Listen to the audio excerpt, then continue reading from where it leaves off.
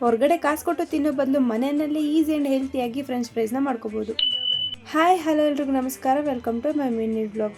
ಇವತ್ತು ಕಾಲೇಜಿಗೆ ರಜೆ ಇತ್ತು, ಸೊ ಅದು ಕೂಡ ಲೇಟ್ ಆಯಿತು. ಇನ್ನು ಎದ್ದ ತಕ್ಷಣ ಫ್ರೆಶ್ ಅಪ್ ಆಗಿಬಿಟ್ಟು ಮನೆಯೆಲ್ಲ ಕ್ಲೀನ್ ಮಾಡಿಕೊಂಡು ಸೀದಾ ಅಡುಗೆ ಮನೆಗೆ ಬಂದು ತಿಂಡಿ ಕೆಲಸ ಶುರು ಮಾಡಿಕೊಂಡೆ. ಇವತ್ತು ಮಸಾಲೆ ರೊಟ್ಟಿ ಮಾಡ್ಕೊಳ್ಳೋಣ ಅಂತ ಫಸ್ಟ್ ಎಲ್ಲ ಕಲಸಿಟ್ಟು ಅದಾದಮೇಲೆ ನಾನು ABC ಜ್ಯೂಸ್ನ ಕುಡ್ಕೊಂಡು ಬಾಳೆ ಎಲೆಯಲ್ಲೇ ತಟ್ಕೋತಾ ಇದ್ದೆ.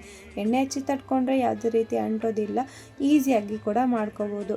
ನಮ್ಮ ಮನೆಯವರು ತಿಂಡಿ ತಿನ್ಕೊಂಡು 4 ಸಲ ಕನ್ನಡಿ ನೋಡಿಕೊಂಡು ಕೆಲಸಕ್ಕೆ ಅಂತ ಹೊರಟರು. ಅವ್ರೋದ್ಮೇಲೆ ನಾನು ಕೂಡ ತಿಂಡಿ ತಿನ್ಕೊಂಡು ಇದ್ದಿದ್ದ ಕೆಲಸ ಎಲ್ಲ ಮುಗಿಸ್ಕೊಂಡು ಅದಾದಮೇಲೆ ಸ್ವಲ್ಪ ಫ್ರೆಶ್ ಅಪ್ ಆಗಿ ಇವತ್ತಿನ ರೆಸಿಪಿ ಕಡೆ ಬಂದೆ. ಇದು ಒಂದು ಕಾಮನ್ ರೆಸಿಪಿನೇ, ಆದರೆ ಹೊರಗಡೆ ಕಾಸು ಕೊಟ್ಟು ತಿನ್ನೋದಕ್ಕಿಂತ ನಾವು ಮನೆಯಲ್ಲೇ ಮಾಡಿಕೊಂಡ್ರೆ ಟೇಸ್ಟಿಯಾಗಿಯೂ ಕೂಡ ಇರುತ್ತೆ, ಹೆಲ್ದಿಯಾಗಿಯೂ ಕೂಡ ಇರುತ್ತೆ. ಆಲೂಗೆಡ್ಡೆನ ತಗೊಂಡು ಅದ್ರ ಸಿಪ್ಪೆ ಎಲ್ಲ ಪೀಲ್ ಮಾಡಿಕೊಂಡು ಈ ಥರ ಶೇಪಲ್ಲಿ ಕಟ್ ಮಾಡಿಕೊಂಡು ಅದಕ್ಕೆ ಸ್ವಲ್ಪ ಸಾಲ್ಟು ಹಾಗೆ ಕಾರ್ನ್ಫ್ಲೋರ್ ಹಾಕ್ಕೊಂಡು ನೀಟಾಗಿ ಮಿಕ್ಸ್ ಮಾಡಿಕೊಂಡು ಎಣ್ಣೆ ಕಾಯಕ್ಕಿಟ್ಟು ಅದಾದಮೇಲೆ ಒಂದೊಂದಾಗೆ ಹಾಕ್ಕೊಂಡು ನೀಟಾಗಿ ಫ್ರೈ ಮಾಡ್ಕೋಬೇಕು. ಹಂಗಂತ ಇದನ್ನು ತೀರಾ ಏನು ಬೇಯಿಸೋದಕ್ಕೆ ಹೋಗಬೇಡಿ, ತಟ್ಟೆಗೆ ಹಾಕಿದ್ರೆ ಈ ಥರ ಸೌಂಡ್ ಬರಬೇಕು, ಆ ಥರ ಬೇಯಿಸ್ಕೊಂಡು ತೊಗೊಳ್ಳಿ. ಇದು ಬಿಸಿಯಾಗಿದ್ದಾಗಲೇ ಅದಕ್ಕೆ ಸ್ವಲ್ಪ ಸಾಲ್ಟು, ಖಾರದ ಪುಡಿ, ಹಾಗೇನೆ ಸ್ವಲ್ಪ ಚಾಟ್ ಮಸಾಲಾನ ಹಾಕ್ಕೊಂಡು ಚೆನ್ನಾಗಿ ಒಂದು ರೌಂಡ್ ಮಿಕ್ಸ್ ಕೊಟ್ಟರೆ ಮನೆಯಲ್ಲಿ ಈಸಿಯಾಗಿ ಫ್ರೆಂಚ್ ಫ್ರೈಸು ರೆಡಿಯಾಗಿ ಹೋಗುತ್ತೆ.